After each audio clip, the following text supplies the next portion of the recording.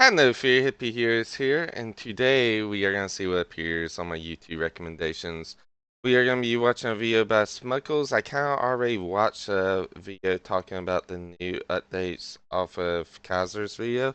However, I feel like Smuggles talks a lot about like the chapter releases more, and he theorizes what killers are going to come out next. So I'm kind of interested to hear his thoughts as well. So let's get into things. About the fact that today Behavior Interactive announced a huge new Quality of Life Initiative 2025 plan. This is something they actually announced over on Twitter and released a video on their YouTube channel too. We're going to go over everything in this video. Make sure to leave a like down below and subscribe to this channel if you want to follow the situation. Today our Community Director Eric Pope and our VP and Executive Producer Jose Ramos unveil a two-phase Quality of Life initiative that should address many long-standing concerns and frustrations experienced by players. And this is actually the roadmap here. You can see that phase 1 is from April to June of this year. Phase 2 is from July to December. Phase 1 includes a lot of gameplay updates such as anti-slugging, surrender option, gamma settings, go next prevention, hiding and body blocking prevention, spawn rules, and map offering balancing, improved AFK bots. There's also quality of life changes in April to June, bulk blood point spending, new quest system, more perk presets. Preview your A lot of perks good above. news, a lot of good Phase 2 from news. July to December includes the following. The gameplay is anti-slugging continued improvements, anti-tunneling, anti-camping, MMR update, map and key item balancing.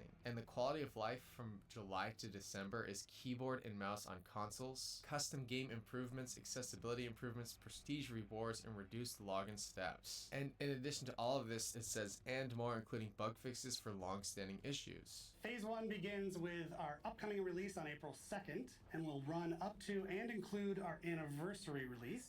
Then Phase 2 will include everything that comes after anniversary for the rest of the calendar year.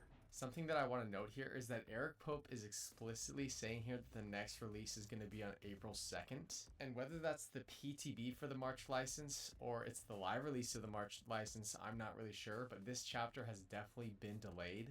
Kind of interesting to see that a licensed chapter is actually being delayed because of this. If he's talking about the live release of the March chapter being on April 2nd, that would mean that the PTB would likely be somewhere around March 12th. If he's talking about the actual PTB release of the March license chapter being April 2nd, that would actually put the live release around April 23rd, which is actually a huge delay because it was supposed to be live released in March. So it's kind of interesting that we actually got a date sort of locked down for either that PTB or the live release of the March chapter. They went into depth about this on their forum too. Dead by Daylight will be undergoing a substantial quality of life initiative which should address many long-standing concerns and frustrations our players have been experiencing. This initiative will take place over the course of 2 phases. The first runs from April to June and the second runs from July to December. It shows the roadmap here again. To accommodate for the scope of this initiative, we have decided to delay several of our upcoming releases, including chapters, rifts, event modifiers, and collections. This means there will not be a PTB tomorrow, but rest assured that we did not make this decision lightly. Wow, so they were scheduled to have a PTB tomorrow and they actually delayed it. We feel confident that delaying our upcoming releases to prioritize this quality of life initiative will ultimately make Dead by Daylight stronger than ever. We're always listening to our players and this has been a long time coming. For the surrender state option, the team has been working on a surrender feature which should limit player frustration on both sides. To get it right, we first needed to identify the situations where its use would be most appropriate, leading us to 2 scenarios. All remaining players have been slugged for survivor, and all remaining survivors are bots as killer. Once these instances occur, players will be able to use the surrender option, ending the trial while retaining the blood points they've earned and escaping the disconnect penalty.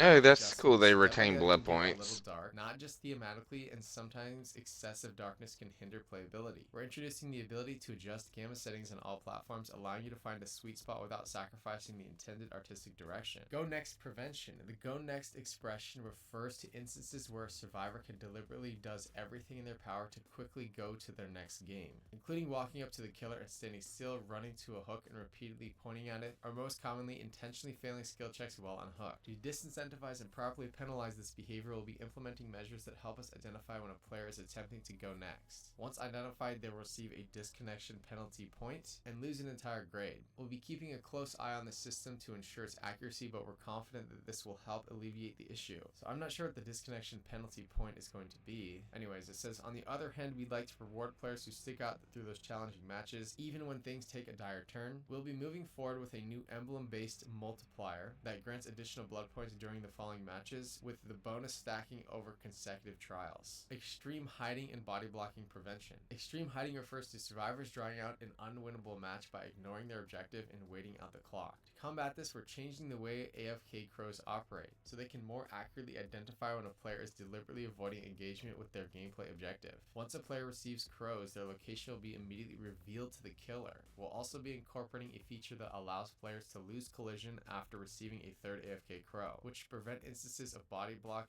related griefing. Map offerings. We recognize that map offerings are a bit divisive. Some players enjoy them while others feel that they grant an unfair advantage. The fact that they automatically bypass both the map and realm repetition system can also add to the frustration. Moving forward, map offerings will no longer guarantee the appearance of a given map, but rather increase its chances by 20%.